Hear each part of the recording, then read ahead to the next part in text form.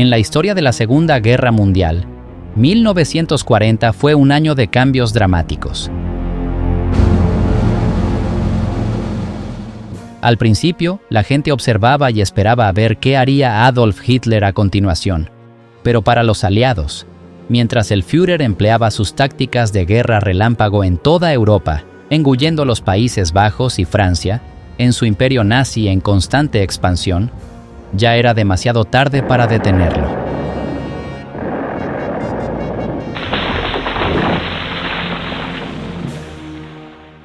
A continuación, Hitler centró su atención en Gran Bretaña, y al pasar el verano al otoño, la nación insular tuvo que luchar, literalmente, por su supervivencia.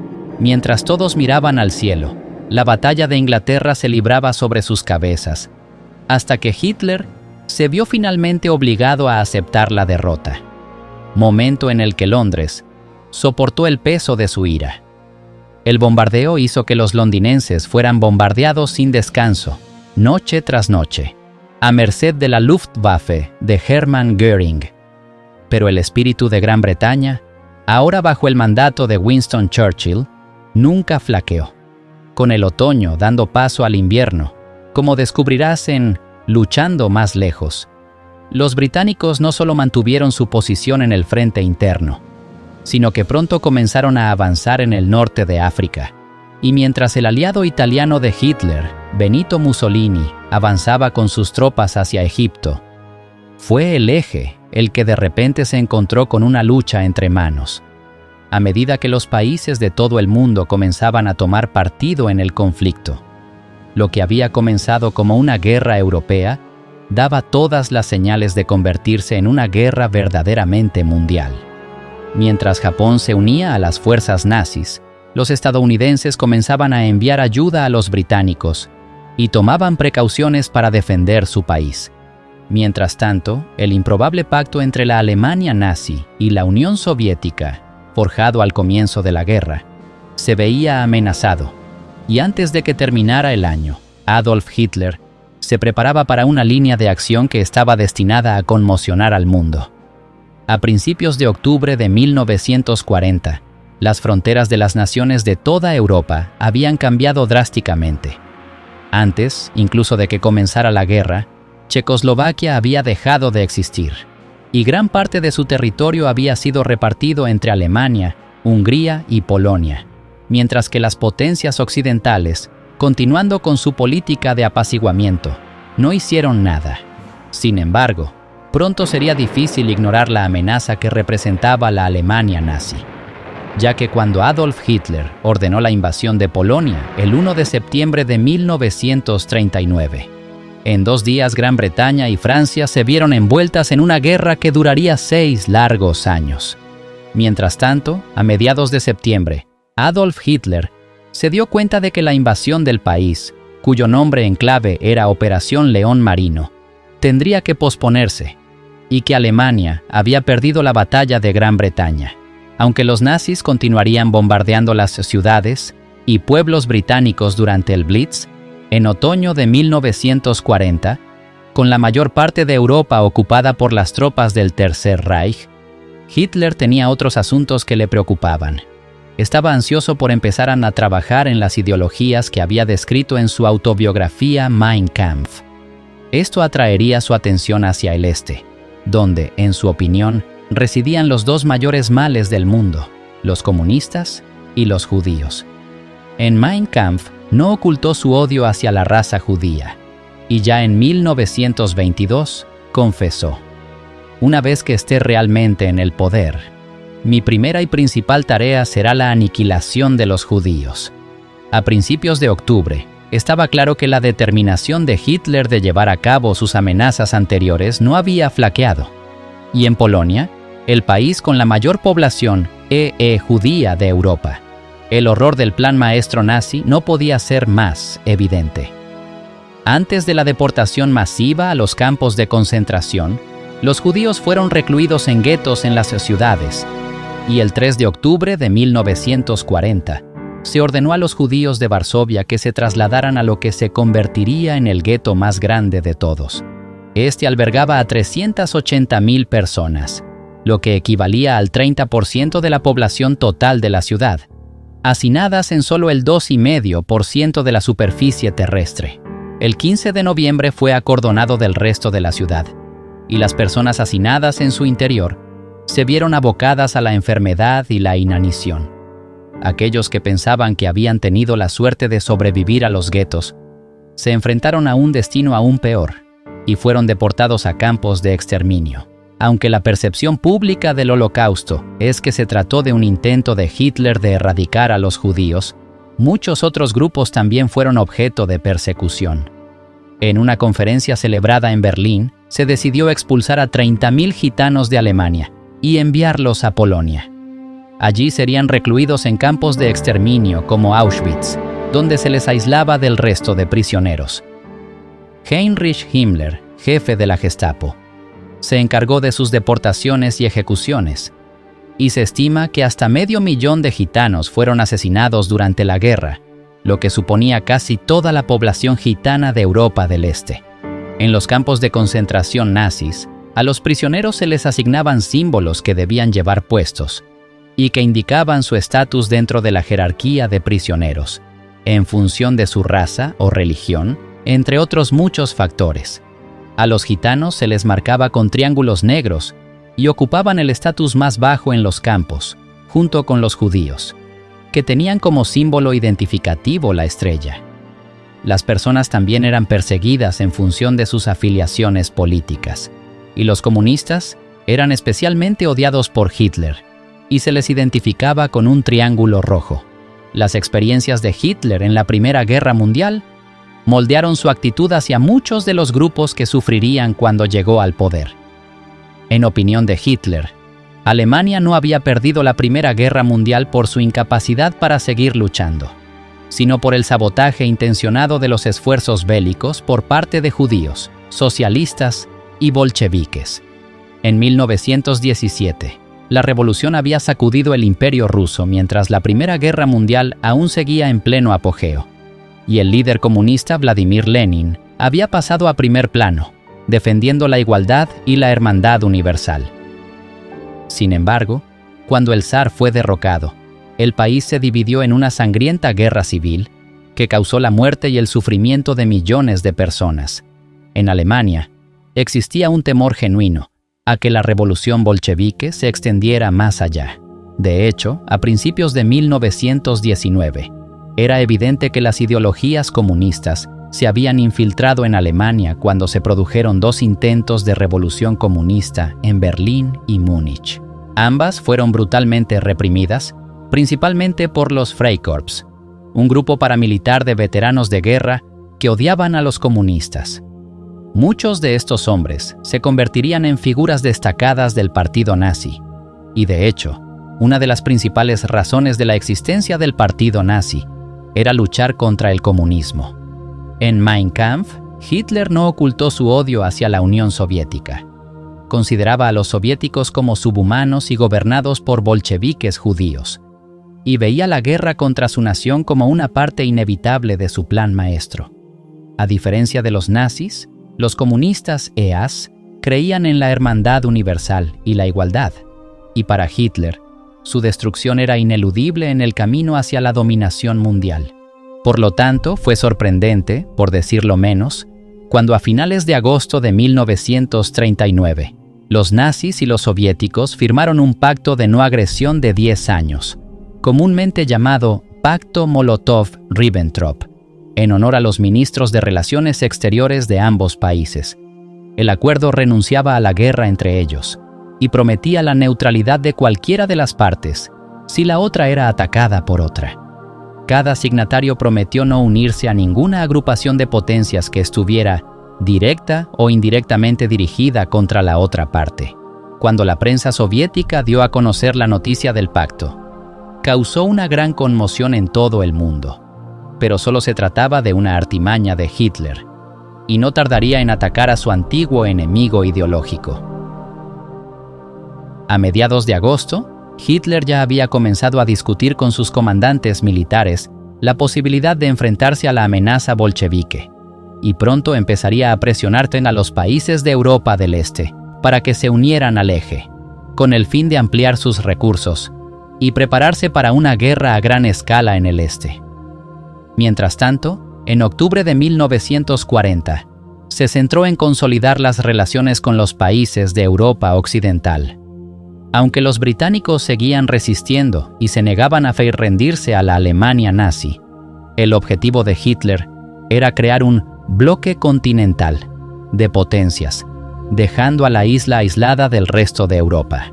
El dictador italiano Benito Mussolini ya se había unido al Eje, firmando el pacto tripartito con Alemania y Japón en septiembre de 1940, aunque había comenzado a colaborar con Hitler mucho antes.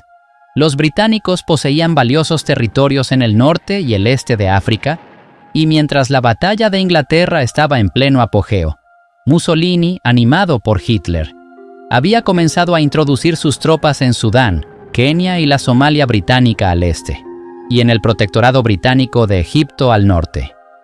El canal de Suez, en Egipto, era de gran importancia para el Eje, ya que era la vía de acceso a los ricos yacimientos petrolíferos de Oriente Medio. Su conquista aumentaría considerablemente el suministro de petróleo del Eje, y lo que es más importante, cortaría el suministro de combustible a los aliados. Además, Suez era de vital importancia para el dominio del Eje en el mar Mediterráneo, una zona en la que los aliados seguían teniendo una fuerte presencia. El 9 de septiembre de 1940, el 10º Ejército Italiano lanzó su ofensiva sobre Egipto y logró hacer retroceder a los británicos más allá de la aldea de Sidi Barrani, al este de la frontera con Libia. Allí, el comandante italiano, el mariscal Rodolfo Graziani, se atrincheró y estableció varios campamentos fortificados a solo 130 kilómetros al oeste de las defensas británicas en Mersa Matruh.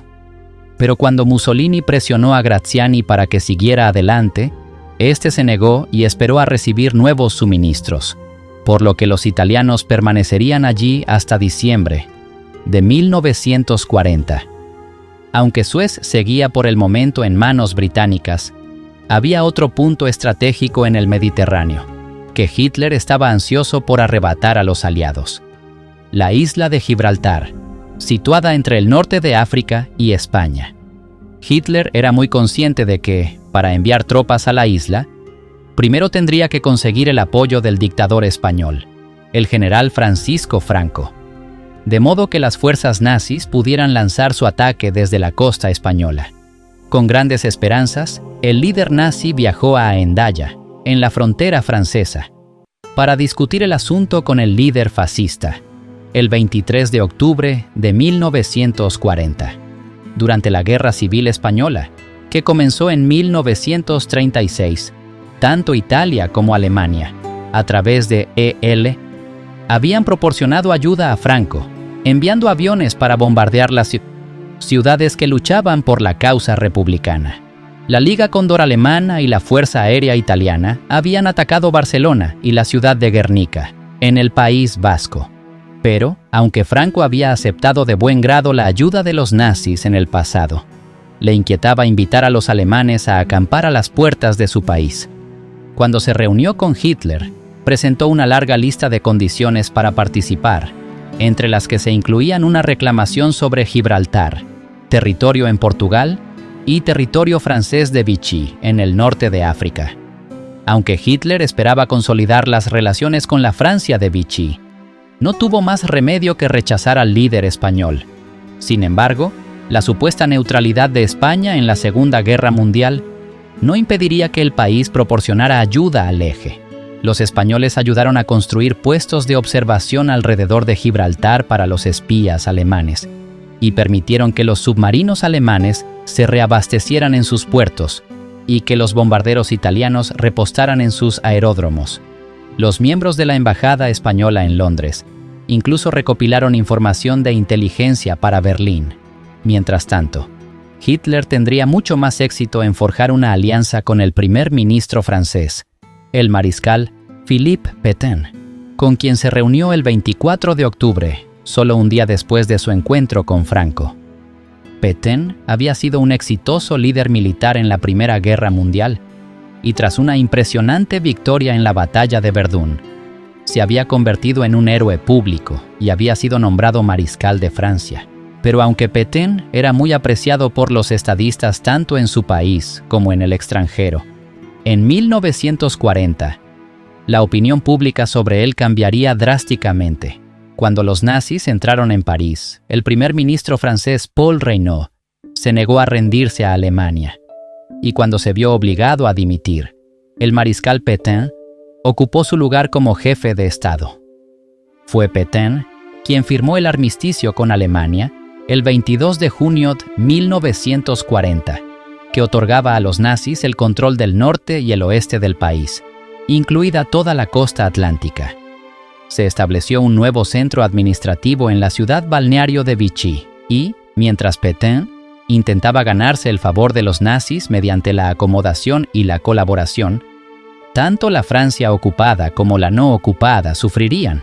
Pétain culpó a la democracia liberal francesa de la derrota del país y estableció un régimen más autoritario, cambiando el lema de la República Francesa, de libertad, igualdad y fraternidad, a trabajo, familia y patria, e introduciendo muchas medidas duras en el país, incluidas leyes antisemitas.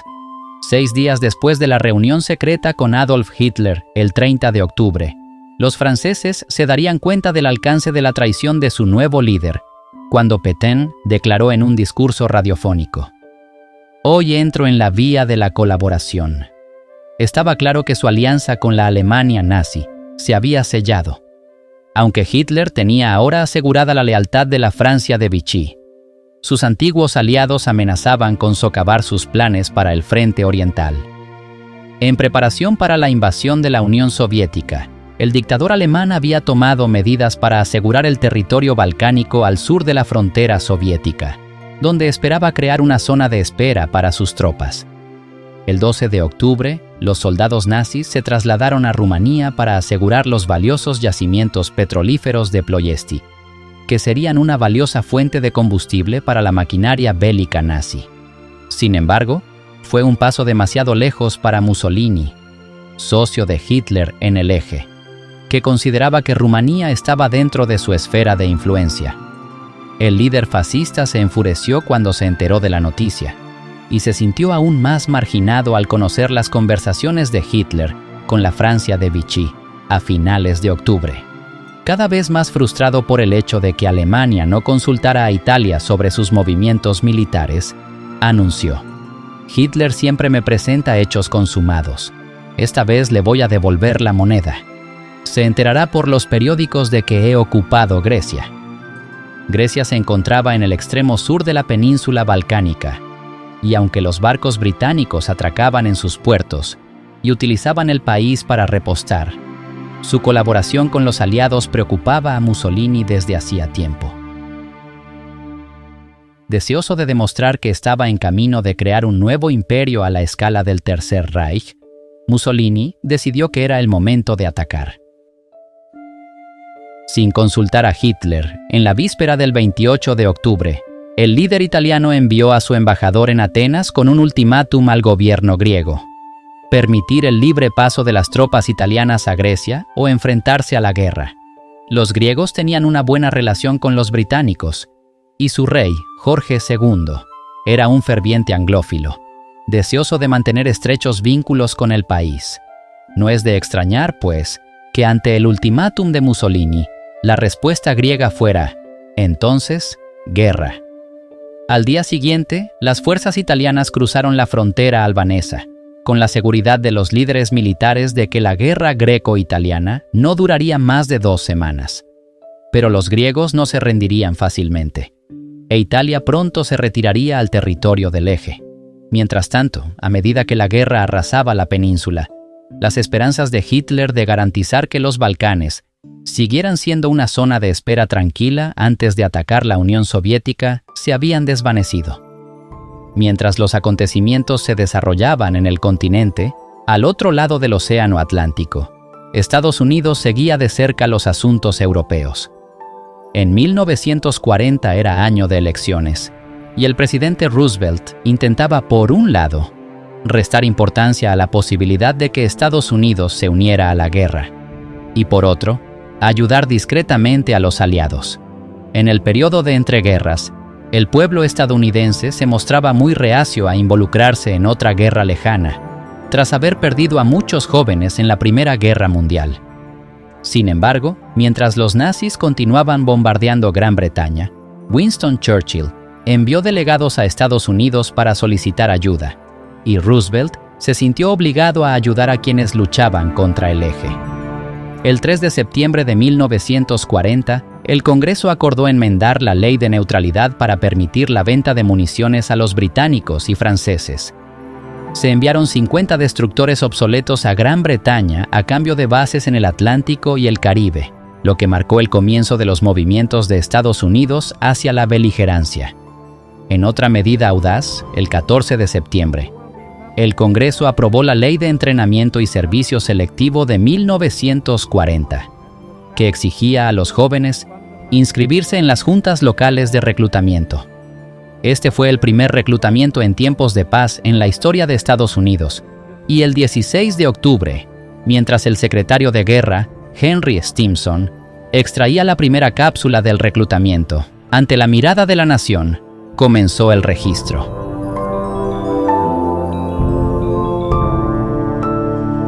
The first number drawn by the Secretary of War is serial number 158. Miles de hombres serían ahora llamados a filas, pero mientras los jóvenes reclutas libraban batallas simuladas con armas de juguete, Estados Unidos aún no estaba preparado para luchar en una guerra a gran escala.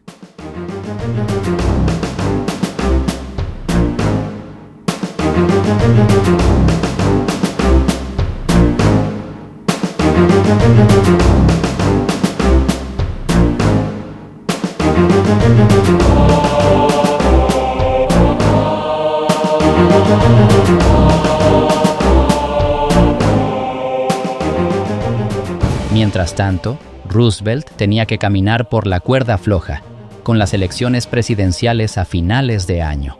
Aunque había quienes apoyaban la intervención, muchos más apoyaban el aislamiento de la guerra, y si el presidente quería mantener contento al público, tendría que encontrar la manera de complacer a ambas partes. Roosevelt no estaba muy interesado en continuar con un tercer mandato presidencial. Había tenido 2 agotadores mandatos luchando contra la Gran Depresión en la década de 1930 y ahora estaba deseando jubilarse. Sin embargo, con la guerra en el horizonte, su conciencia no le permitía abandonar la arena política, y era evidente que los estadounidenses aún no estaban dispuestos a separarse de su presidente.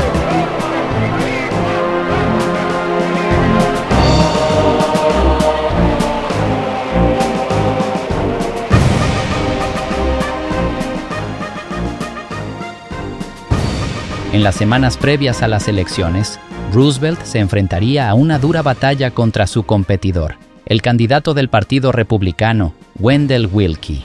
Willkie era un abogado corporativo y un antiguo demócrata que nunca antes se había presentado a un cargo público. Sin embargo, estaba dispuesto a librar una feroz batalla por su puesto en la Casa Blanca. Una de sus principales críticas se centró en el intento de Roosevelt de romper la tradición de 2 mandatos como presidente, establecida por George Washington, y declaró que, si un hombre es indispensable, entonces ninguno de nosotros es libre. Sin embargo, la cuestión no logró captar la atención del público, y al disminuir el apoyo republicano, Willkie pasó a criticar el comportamiento intervencionista de Roosevelt. Willkie afirmó que Roosevelt estaba planeando en secreto llevar a Estados Unidos a la guerra europea contra Alemania, y declaró que ningún hombre tenía derecho a utilizar los grandes poderes de la presidencia para llevar al pueblo, indirectamente, a la guerra.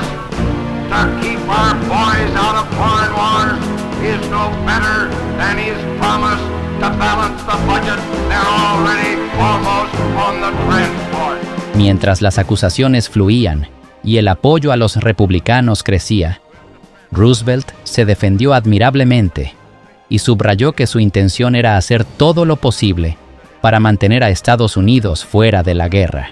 En los estados del noreste, repetía a diario el mensaje: «Estoy luchando para mantener a nuestro pueblo fuera de las guerras extranjeras, y seguiré luchando», declaró.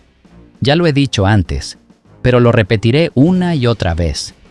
Sus hijos no serán enviados a ninguna guerra extranjera». Pero Roosevelt no tenía por qué temer que el público le fallara, y cuando recibió 27 millones de votos frente a los 22 millones de Willkie el día de las elecciones, quedó claro que había vuelto a ganarse a los estadounidenses. El 5 de noviembre de 1940, Franklin Delano Roosevelt fue elegido presidente para un tercer mandato sin precedentes. Sin embargo, aún estaba por ver si mantendría a su país fuera de la guerra, tal y como había prometido. La noticia de que Roosevelt permanecería en la Casa Blanca por un tercer mandato fue recibida con alivio por el primer ministro británico Winston Churchill, quien temía que, sin el apoyo estadounidense, la lucha contra el eje fuera difícil, si no imposible, de ganar. Aunque las bombas seguían cayendo sobre los británicos, el bombardeo no era la única causa de preocupación para Churchill, ya que la batalla del Atlántico, que había comenzado cuando Gran Bretaña declaró la guerra a Alemania en septiembre de 1939, estaba causando estragos en la flota mercante aliada. Gran Bretaña era una nación insular con un imperio en ultramar, y su supervivencia y capacidad de lucha dependían en gran medida de los suministros que llegaban desde el otro lado del Océano Atlántico, por lo que, a medida que se perdían más barcos en el mar, las mercancías que llegaban al país se agotaban rápidamente. Los artículos que siempre se habían dado por sentados comenzaron a desaparecer repentinamente de los estantes, y, ya en enero de 1940, se introdujo el racionamiento de alimentos, para que todos pudieran reclamar su parte justa de lo que había disponible. El tocino, la mantequilla y el azúcar fueron los primeros en ser limitados, pero no pasó mucho tiempo antes de que muchos otros productos, como el té y la carne, se añadieran a la lista, y pronto se convirtió en algo habitual ver a la gente haciendo fila fuera de las tiendas, blandiendo sus cartillas de racionamiento. Sin embargo, los alimentos no eran lo único que se racionaba, y debido a la escasez de combustible, la gasolina fue el primer producto en ser racionado en 1939. Aunque la producción de combustible continuó en Gran Bretaña durante toda la guerra, gran parte de él se reservaba para los camiones y tanques del ejército, así como para los aviones de la RAF. Los bombarderos recorrían largas distancias hasta el territorio del eje y necesitaban una gran cantidad de combustible. Ante la escasez de gasolina, se animaba a la gente a utilizar el transporte público en lugar de sus propios automóviles, y volver a ver vehículos tirados por caballos traqueteando por las calles se convirtió en algo habitual. Sin embargo, algunos preferían utilizar un método más ingenioso para desplazarse, y en ocasiones se utilizaban bolsas de gas para abastecer de combustible a los automóviles. La caída de Francia en junio de 1940 había agravado el problema del abastecimiento de las islas británicas. Con Francia bajo la ocupación nazi, los submarinos alemanes tenían acceso directo al Atlántico desde los puertos franceses occidentales de Brest y La Rochelle. Esto lo situaba mucho más cerca de las rutas de los convoyes de lo habitual, y en la práctica duplicaba su alcance y sus tiempos de patrulla. Peor aún, Francia tenía la cuarta marina más grande del mundo, y con Pétain colaborando ahora con el eje, los aliados ya no disponían de esta valiosa fuerza naval. Mientras tanto, las batallas en Europa Occidental durante la primavera y el verano de 1940 habían pasado factura a la Marina Mercante británica. 6 destructores se perdieron en la batalla de Dunkerque, otros 10 se perdieron en el Canal de la Mancha y el Mar del Norte entre mayo y julio, y la campaña noruega se cobró 6.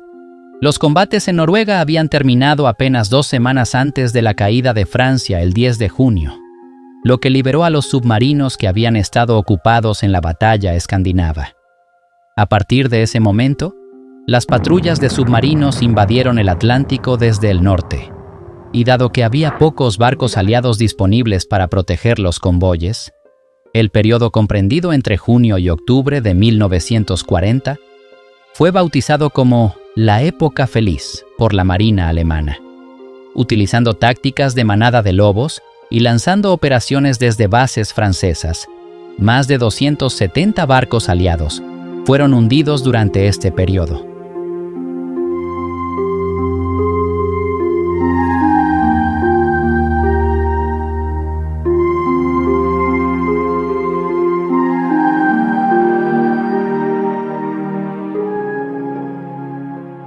Mientras tanto, las tripulaciones de los submarinos se convirtieron en héroes en su país, y los capitanes más exitosos se convirtieron en ases famosos.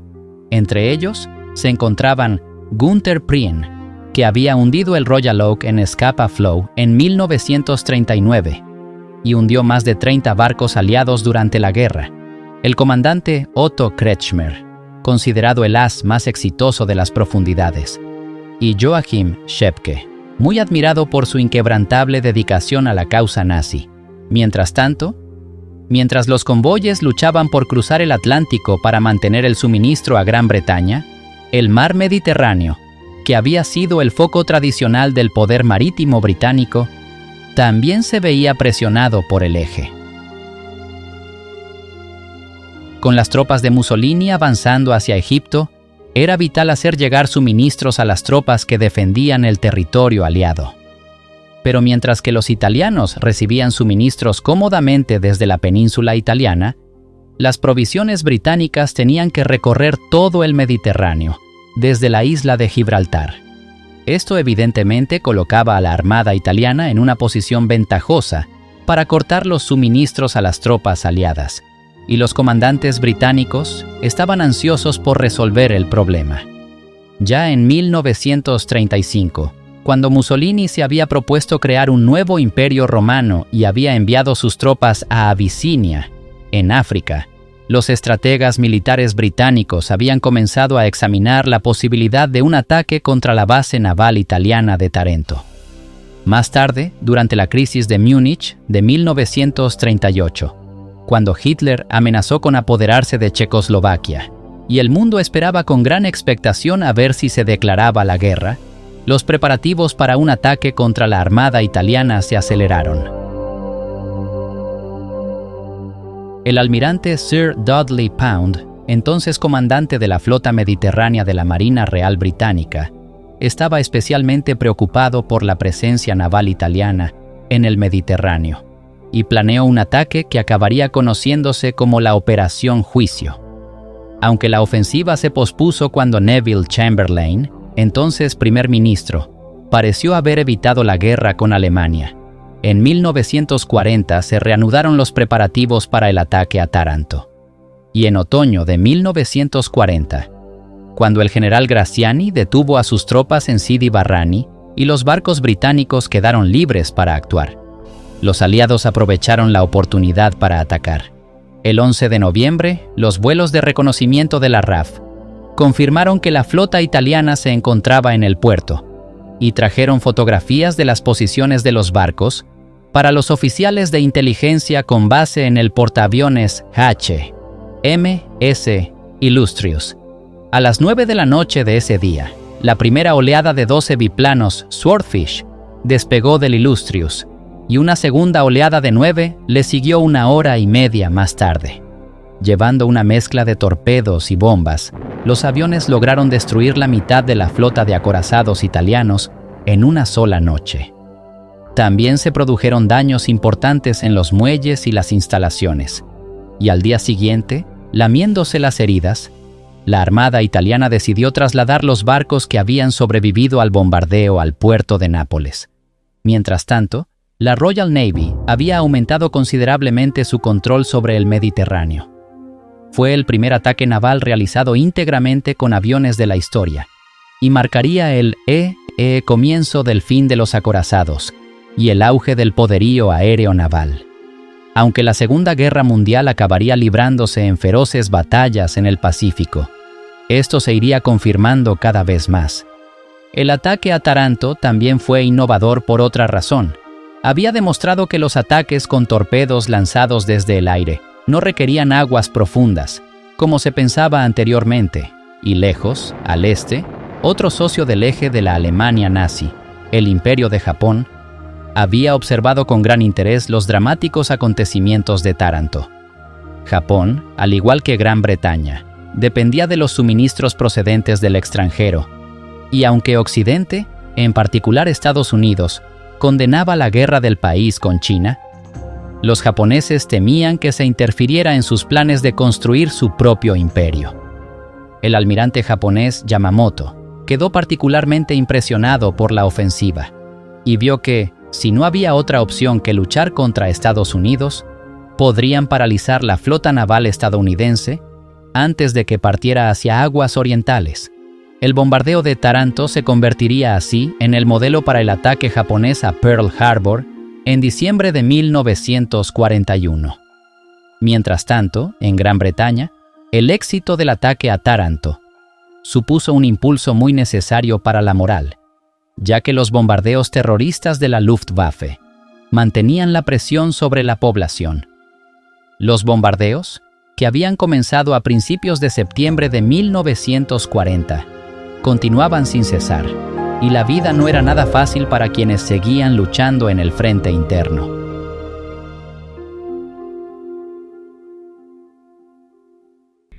El hombre decidido a utilizar los ataques aéreos para aplastar la moral británica era el mariscal de campo Hermann Göring, segundo al mando de Adolf Hitler y oficial de mayor rango en Alemania. Como veterano de la Primera Guerra Mundial y uno de los primeros miembros del partido nazi, Göring había entablado una estrecha amistad con Hitler y fue nombrado comandante de la Luftwaffe en 1935. Con aviones que contaban con los últimos avances militares, no había duda de que la Luftwaffe era una de las fuerzas aéreas más poderosas del mundo al estallar la Segunda Guerra Mundial. Y convencido de su superioridad, el mariscal de campo había anunciado con orgullo: «Si un bombardero enemigo llega al Ruhr, mi nombre no es Hermann Göring». Pero en otoño de 1940, mientras la RAF luchaba por defender su país de la invasión, quedó claro que la Luftwaffe tendría que aceptar su primera derrota en la batalla de Inglaterra.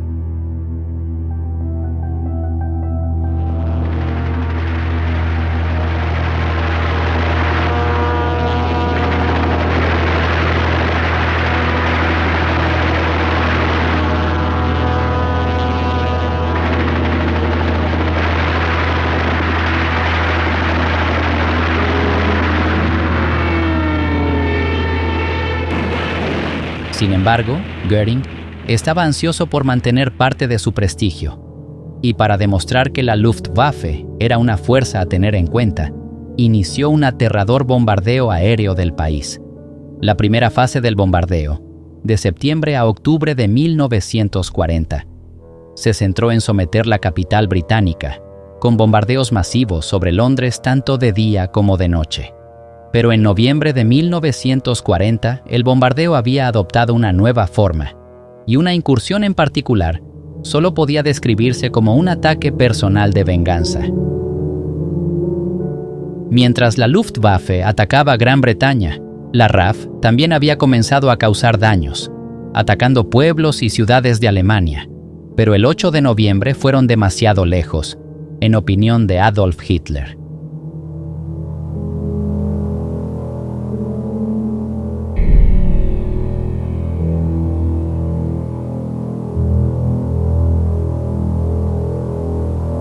El líder nazi disfrutaba de la celebración anual de su intento de golpe de Estado de 1923 en Múnich, conocido como el Putsch de Múnich, cuando la reunión se vio interrumpida repentinamente por un bombardeo de la RAF.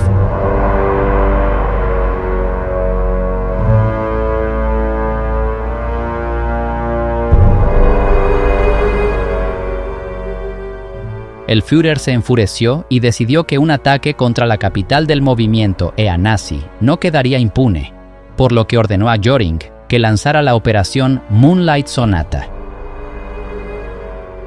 En la noche del 14 de noviembre, casi 500 bombarderos alemanes sobrevolaron la ciudad de Coventry, en el corazón industrial de Gran Bretaña, antes de que sus habitantes se dieran cuenta del terrible destino que les esperaba. Miles de bombas incendiarias fueron lanzadas sobre las calles. Oleada tras oleada, los aviones lanzaron indiscriminadamente sus letales cargas sobre la ciudad hasta que Coventry quedó completamente envuelta en llamas.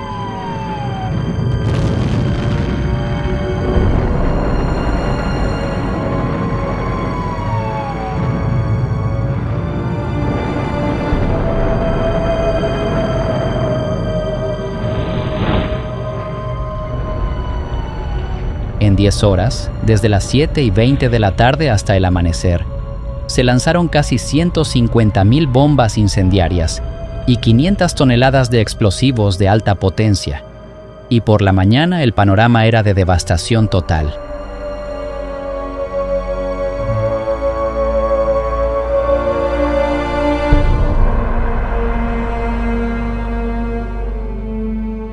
Los sistemas de transporte y las redes de gas y agua quedaron destruidos, y más de 60.000 edificios quedaron arrasados.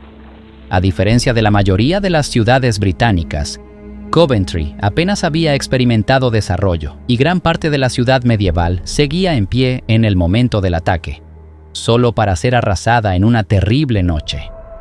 Apenas quedaba un edificio intacto en el que fuera un hermoso centro urbano, e incluso la Catedral de San Miguel, del siglo XV, había sido destruida.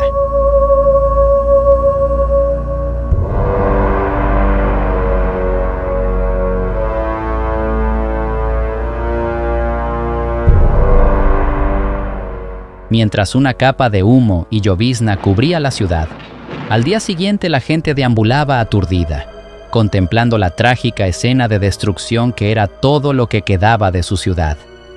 Mientras tanto, cuando el resto del país se despertaba para escuchar las terribles noticias, pocas horas después de que se diera el aviso de fin de alarma, llegó el ministro del Interior británico, Herbert Morrison, al que pronto se unió el rey Jorge VI, que realizó una visita sorpresa para dar apoyo moral a los ciudadanos indigentes. La mayor tragedia de todas fue la pérdida de vidas humanas. Los informes iniciales sugerían que habían muerto hasta 1.000 personas, 400 de ellas con quemaduras tan graves que no pudieron ser identificadas. Entre ellas había cientos de mujeres y niños. Y a medida que se sacaban más cadáveres de los escombros, el 20 de noviembre se celebró el primer entierro masivo, al que siguió otro una semana más tarde.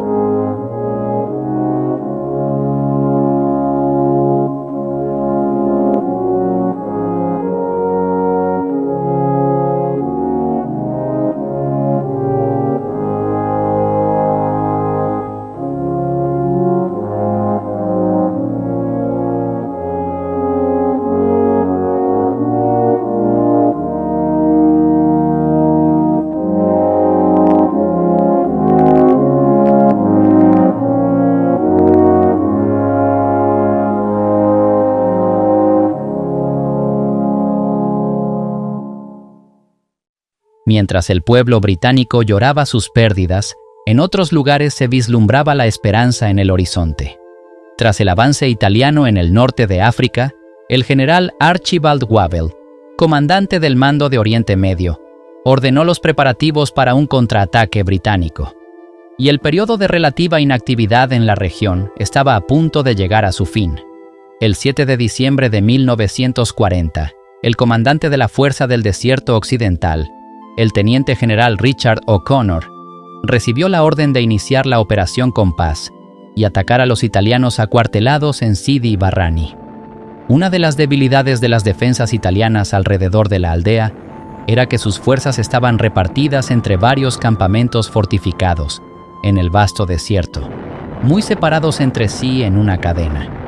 Esto significaba que el 8 de diciembre, las tropas británicas pudieron pasar desapercibidas por un hueco en la cadena y, atacando por la retaguardia, tomar un campamento tras otro. El 10 de diciembre, las fuerzas aliadas estaban en posición, bloqueando las salidas sur y suroeste de Sidi Barrani, y tras lanzar un ataque contra las tropas del eje, al atardecer del día 11, toda resistencia había cesado, y los italianos se habían rendido. Desde aquí, las tropas de O'Connor continuarían hacia Saloum, Halfaya y Fort Capuzzo en Libia, y para el 15 de diciembre, todas las fuerzas italianas habían sido expulsadas de Egipto, o en el caso de Le, habían sido hechas prisioneras. Fue un momento negro para Mussolini, sobre todo porque la batalla de Grecia no iba mucho mejor, y no solo se había expulsado a los italianos del territorio griego, sino que a mediados de diciembre, una cuarta parte de la Albania ocupada por Italia estaba bajo control griego.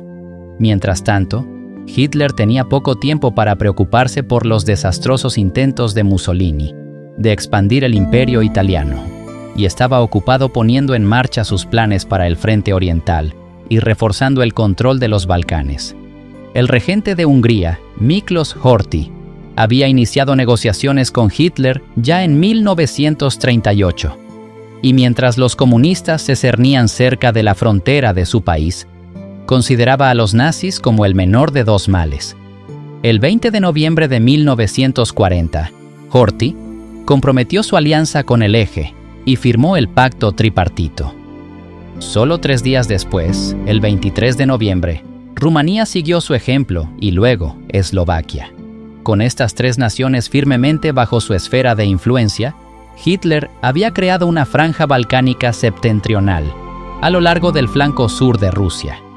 En cuestión de semanas, ignorando todos los intentos de sus oficiales de más alto rango por disuadirlo, el líder nazi confirmó sus planes de invadir la Unión Soviética, con el nombre en clave de Operación Barbarroja, y se fijó la fecha de la invasión para el 15 de mayo de 1941. Mientras Hitler avanzaba inexorablemente hacia el enfrentamiento con su némesis, la Unión Soviética, y el año 1940 llegaba a su fin, el 29 de diciembre el presidente Roosevelt pronunció una de sus famosas charlas junto al fuego ante el pueblo estadounidense. El discurso marcó un declive definitivo de la política aislacionista de Estados Unidos, y parecía que la intervención estadounidense se acercaba cada vez más. Mientras más naciones se unían al bando del Eje, Roosevelt advirtió a los estadounidenses de los riesgos que suponía el pacto tripartito, describiéndolo como una alianza impía de poder para dominar y esclavizar a la raza humana. Advirtió de la creciente amenaza japonesa en el Pacífico, de los males del nazismo y de Adolf Hitler, y recordó a sus ciudadanos que los británicos y sus aliados, que luchaban al otro lado del Atlántico, seguían necesitando ayuda desesperadamente. Debemos ser el gran arsenal de la democracia, afirmó Roosevelt. Para nosotros se trata de una emergencia tan grave como la propia guerra.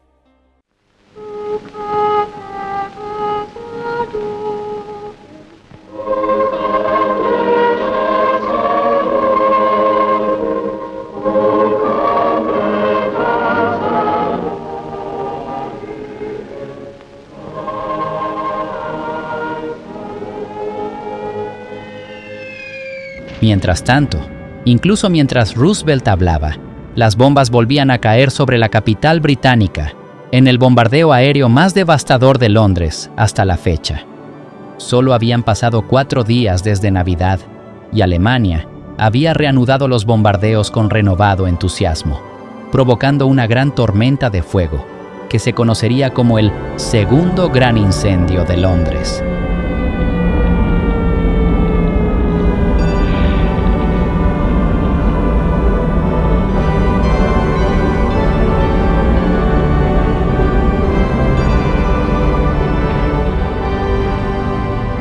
Se produjeron alrededor de 1.500 incendios, que abarcaron una zona que iba desde Islington, en el norte, hasta el cementerio de St. Paul, y la catedral solo se salvó gracias a la dedicación de los bomberos voluntarios.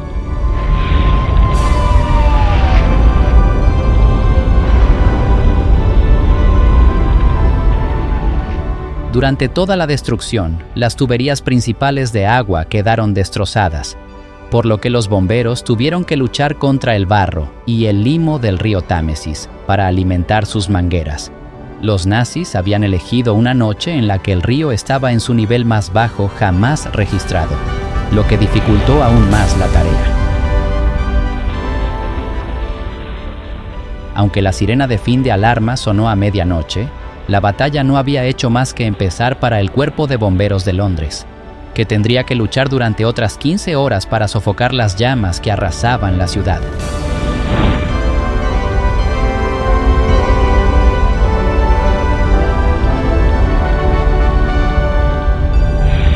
Mientras la capital de Gran Bretaña se veía envuelta en el caos, no había duda de que la batalla contra el Eje estaba lejos de terminar.